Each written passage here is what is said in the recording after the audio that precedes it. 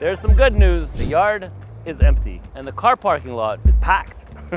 And you don't usually see this. You know what this means? This is reality, that our industry is a lot busier today than it was a few months ago. Have a look at that car parking lot. I literally just had to extend it. So a lot of things are changing in our industry, and I thought, you know what, why not just take a few minutes while I'm here at the yard. Number one, it's sunny. Finally, I'm in a t-shirt. And I wanted to talk about, if I was looking for a job today, what in the world would I be looking for? And if I did this video 2-3 years ago, I'd probably have different things on my list because things are changing and they're changing fast. And I think we all know about all the closures that have happened over the last 2 years. I think in today's world, which is very different than 5 years ago or maybe 4 years ago, I think online presence is extremely important for any trucking company. It doesn't matter if you have 5 power units, 8 power units, 10 power units, you have to have a website.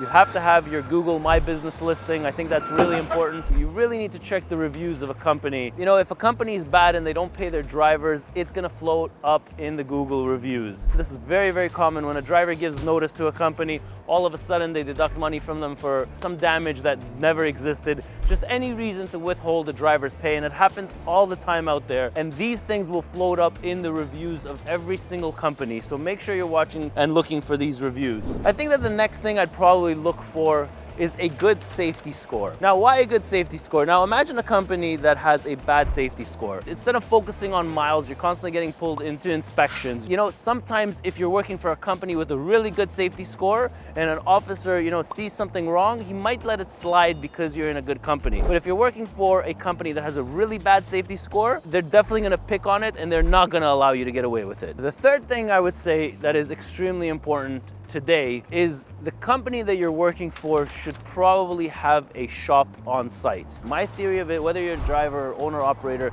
you need to maximize your miles, you need to maximize your hours, and your home time should really be your home time. You really shouldn't be schlepping a truck or taking a truck from, you know, a mechanic shop to do an oil change or, you know, to get any minor repairs done. Or even when you're hooking onto a trailer, if there's a minor defect, you really don't want to wait hours until somebody comes and fixes it. So I think that, you know, having a shop is really, really important for you guys out there when you're looking for a job. You know, ask them where they get their service done. Is it in the yard or is it not in the yard, or is it at their terminal or their facility? I think that's very important. Obviously, competitive pay package. You really need to know what's out there. I'm in Brampton, Ontario right now. I really need to know what is happening here. What's the norm that companies are paying their drivers, and what's the norm that companies are paying their owner operators? And these things change all the time, right? So the norm could be 60, 65 cents per mile, and when it's very busy, all of a sudden the rates jump up to 75 cents per mile. So you really want to know competitive pay, who's paying, and how much they're paying. Now, very, very important, don't always fall for the pay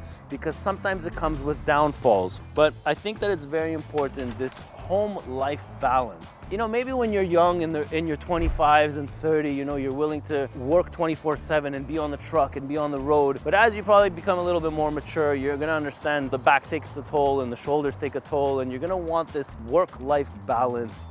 Your home time, you know, with the wife, with the kids, or even if you don't have a wife and kids, if you just have a hobby, it's very, very important to come out of that truck. And a lot of drivers are looking for that work-home-life balance, which is extremely important. Another thing that I personally myself would be looking at if I'm, you know, approaching a company, if I want to get hired by a company, if I'm working for a company or wanting to work for a company, I want to make sure that they're not 100% dependent on those load boards. I want direct customers. I want to know that there's drop trailers in place, or at least some of the time. I think that's very important. I think it's really important as a driver. I think it's very important that, you know, when you come home to your home terminal, somebody else is doing the deliveries for you, that you can just drop your trailer, you know, and go home. I feel like that's really important for me. That should be very important for a lot of you out there, because there are good jobs out there that have these things. Now, the last thing that I'm gonna talk about, you know, a lot of people are thinking, should I stay in my company or should I not stay in my company?